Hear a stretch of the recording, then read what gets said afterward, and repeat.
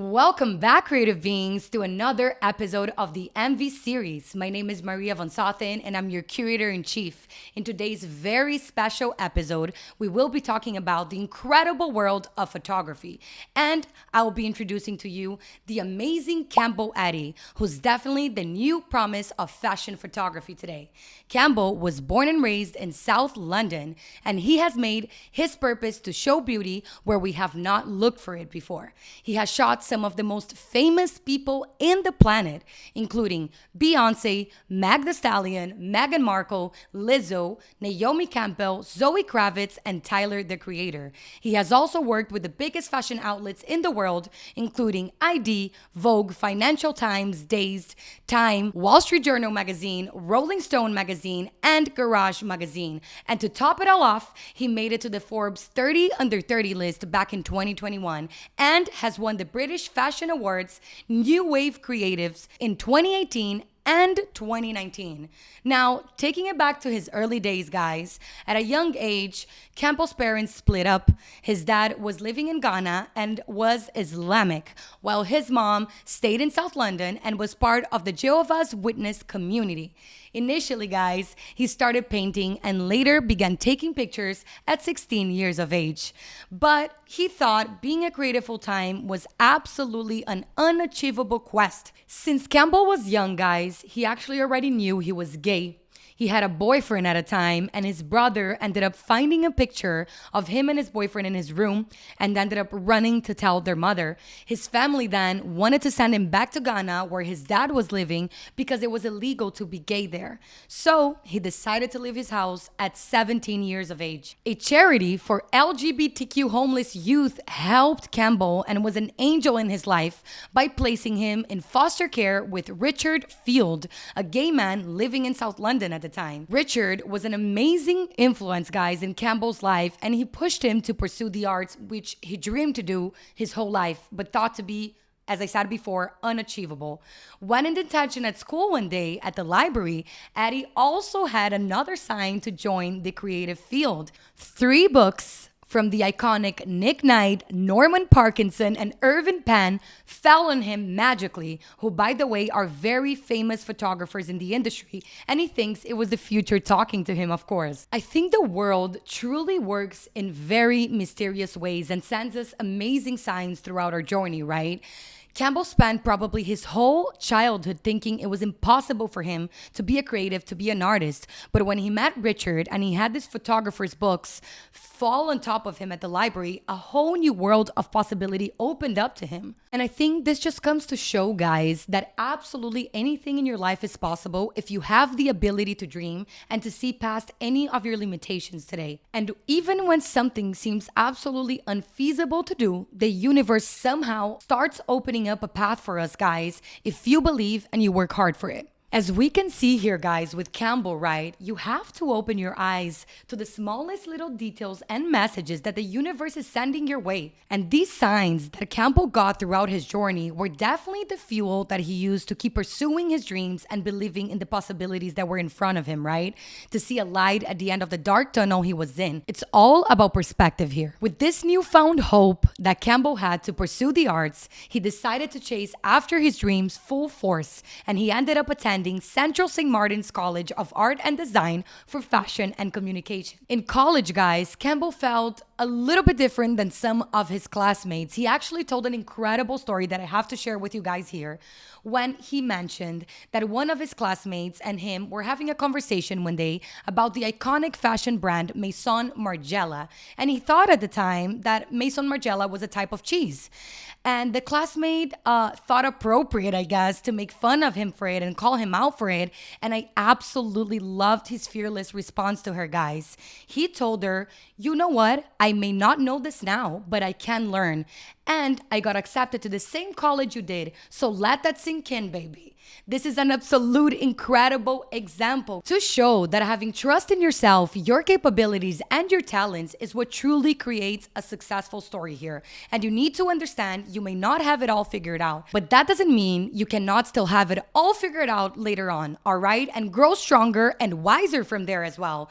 People may not believe in you, but never allow that to be a reason for you not to believe in yourself or even allow someone else's opinion, guys, to determine your mindset or distract you from your goals and dreams. I think we also understand here, guys, that Campbell was exposed, right, to different things growing up than some of his classmates were at the time, but he never allowed his upbringing or his past to obstruct his will to win and grow and thrive as a creative today, or even to stop believing in his potential, guys, as an artist. I mean, he went from having to leave his house at 17 years of age, all right, not having any support from family at all at the time, to attending one of the most iconic schools in the creative field today, and to now becoming one of the biggest agents of change and one of the most important photographers in our field today. During college, he initially wanted to be in wardrobe, believe it or not, guys. So he began as a styling assistant, trying to figure this whole world out for himself, right? One day, he was on set with the amazing late Barry Kamen, who, by the way, was a very famous stylist. And Barry told Addy that he clearly felt like Addy wanted to become a photographer as they were shooting with the amazing photographer Jamie Morgan. Before and after graduating, actually, Campbell tried, guys, many creative jobs regardless. He felt it would help him communicate better and more decisively on set by understanding every craft. And honestly, I could not agree more with the path he took in trying different positions, guys, because I think it is so crucial as a creative, no matter if you're a photographer, if you're a stylist, to really understand what everybody in your team does or will do when you're on set, when you're in an important project. Because, for example, if you know as a photographer, right, what the stylist or the hairstylist needs to do, you're able to manage your set with more precision and in a more conscious way. So, for example, if you understand how long it takes to do a hairdo or to sew a dress, you will know exactly how to orient your teammates in what to do and how to make changes, right? Especially with the time frame you have available for this project. Anyways, guys, when Campbell graduated, he felt like the most unemployable as a photographer ever. Believe it or not, to me, it's mind-blowing that he ever thought that at that point. But I understand why, because he felt that at the time, guys, there were very few winning examples or photographers that looked like him. So he put a plan in action and he decided to create Neat Journal, which is a print publication where he shot diverse content that him and his friends wanted to see in the industry back then. He also started Neat Agency, guys, which was a modeling agency, which he still has today, by the way, where he signed a diverse group of models and talents from different ethnicities, which he felt would create a real representation and impact in the industry today. He was able to use all his skill sets to stand out upon graduating, and he has said, "I don't think my photography was strong enough then to just be a photographer. But when industry players saw Neat Journal, the agency, and that I was taking pictures too, they were like, oh, this person, he's hungry. He has ideas." I have to say, creatives, to me, this was absolutely brilliant. Having the journal plus having the agency and still taking pictures was completely outside of the box, at least for me. And once again, I think Campbell did not allow previous history, right, or previous ways of making it big in the industry to determine his success or the heights that he was going to reach in his life and in his career, right? He simply took upon himself to do things his own way and literally carved his own unique path into this industry. He is a role model, guys, for creatives today. He found a way to stick out from all the other players in the industry, right, at the time by doing things differently, and at the same time also drove, guys, his own ideals and vision into a very close-minded industry, which is so iconic in my eyes. Talking about his photography today, Campbell has said, and I quote, "The underlying messages in my work have always been a product of an industry that I often didn't feel seen in." And that's what I think truly led him to his endeavor of publishing his own book, Feeling Seen, which was born with the idea, guys, that another mini creative will see this book somewhere, as he did of other photographers, right, as a kid, as I mentioned earlier in this episode. And through his work, understand we are all beautiful and we also all have the possibility of making it someday. Now that you guys know about his book, guys, and about his journey a little bit more, I think you can start to understand why I chose Campbell specifically for this episode today, and why to me he's a huge agent of change. I think just like us here at the Envy series, he's trying to inspire hope and the idea of infinite possibilities for other creatives out there, right? He has aided guys in redefining what and who is considered beautiful in this industry, and his work has grown famous for aiming to show and reveal the person's inner self as well. Now, talking about Campbell's approach to his work, he truly sees the world from his own unique lens. He says people have auras, colors, and energies, and he tries to pick up on that very often. He never just shoots for beauty, guys, or aesthetic. It's always about a deeper meaning for Campbell. He has previously mentioned as well that he wants to cause an action and not a reaction through his work. We've also encountered some amazing advices that Campbell has given in the past to creatives, instructing them to spend time off social media, number one, and urging photographers to understand they're like therapists, right? Which I couldn't agree more with.